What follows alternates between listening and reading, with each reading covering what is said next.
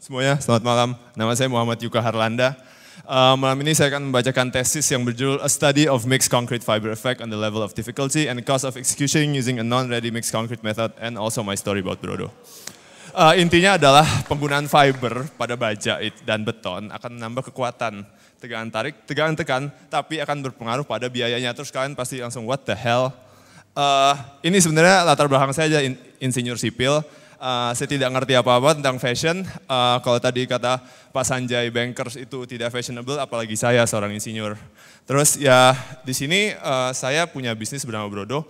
Brodo itu adalah brand sepatu yang lahir pada tahun 2010 yang terdiri dari 2 orang. Itu saya lagi main robot-robotan dan co-founder saya dulu masih ganteng, sekarang udah nggak terlalu. Intinya adalah kita seorang engineer, kita tidak punya background fashion. Untuk gambar aja saya nggak bisa, harus dibantu. Untuk gambar lurus pun masih miring pakai penggaris. Tapi terus ngapain saya di depan ngomong fashion? Soalnya kebetulan sekali pada tahun 2010 saya memulai bisnis Brodo. Awalnya iseng-iseng aja, karena di Bandung itu ada namanya Cibaduyut, pusat sepatu. Oh kayaknya seru kalau kita bikin brand, gambar-gambar sendiri, jual ke teman-teman. Along the way kita menemukan ada beberapa insight menarik yang sepertinya engineering background kita bisa disambungkan dengan keadaan fashion yang menurut kita sangat exciting for the future. Jadi tadi 2010 kita mulai, ini di 2012, 2013 ini keadaan kita ada toko, kita nebeng di mana-mana, menggunakan online, Facebook, punya website, apapun itu kita kerjakan. Ini sekarang 2014, kita udah pindah ke warehouse, ada ribuan sepatu datang tiap hari dan keluar tiap hari. Dan itu saya lagi cari ketenangan. Saya lupa mau ngomong apa, jadi pose aja buat kamera. Nah itu 2014 intinya adalah loh kok tadi orang sipil kok jualan sepatu terus kok bisa gede. Pertama sih ada beberapa poin yang gue temuin selama perjalanan bangun Brodo ini. Presentasi ini gue bagi dalam 3 poin. Pertama why. Why, kenapa sih kita mulai brand sepatu. Kayak dunia nggak akan menjadi lebih baik kalau ada 2 orang backgroundnya insinyur terus punya brand fashion pula. Pertama ini sih, ada yang tahu nggak persamaan mereka? Tadi ada dari H&M. Tahu nggak persamaan mereka? Kira-kira? Ya. Salah semua, pokoknya semua salah. Sebenarnya mayoritas produksi dari brand-brand ini ada di Pulau Jawa. Nah loh, brand luar ada di Pulau Jawa. It's about nasionalisme. Jadi yang kita temukan ada alasan spesial. Kok ada produsen kelas dunia, untuk brand kelas dunia, di environment konsumsi yang sangat seksi, tapi nggak ada brand yang menjadi ikon asal Indonesia. So, itu alasan utama. Oh ini ada mantan saya, Emma Watson. Enggak, intinya tadi ada fashion blogger juga.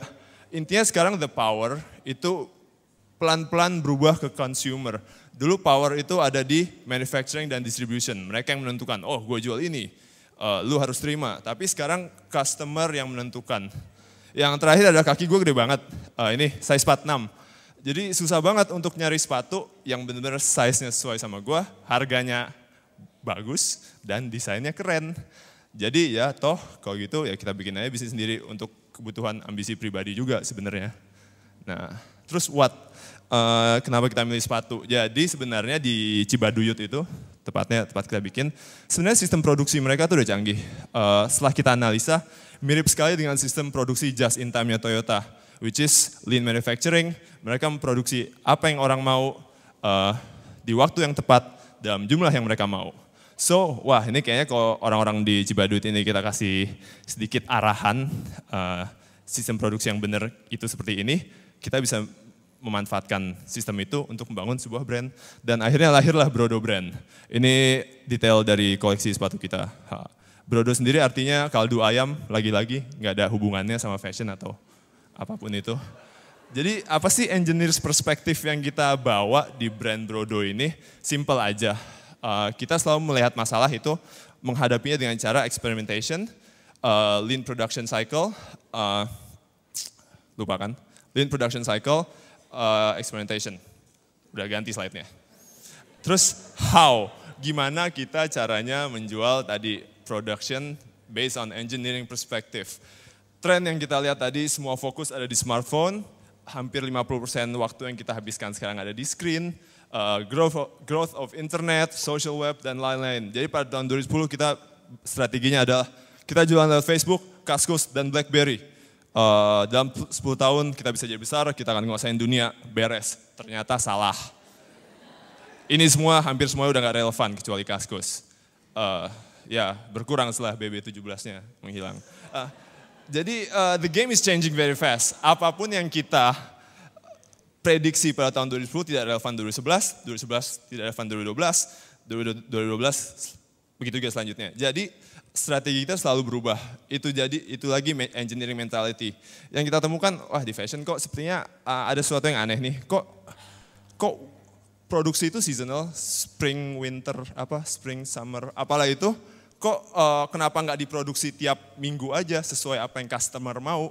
So kayaknya dengan sedikit advanced production philosophy based on engineering perspective tadi, kita bisa kok men-tweak sedikit. Jadi yang kita lakukan tidak hanya production based on seasonal, tapi based apa yang customer mau.